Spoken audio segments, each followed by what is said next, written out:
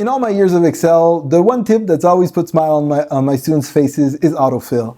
Autofill is this feature in Excel that lets you populate extra cells basically by using a handle that's on the bottom right and dragging it to the right or to the bottom, or in any direction really.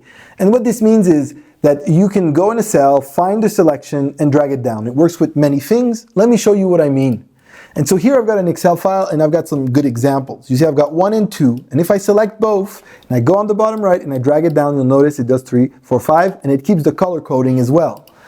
I have question 1 here. If I drag it, so anytime I have text and a number, it will repeat the text and number, useful for questions and chapters.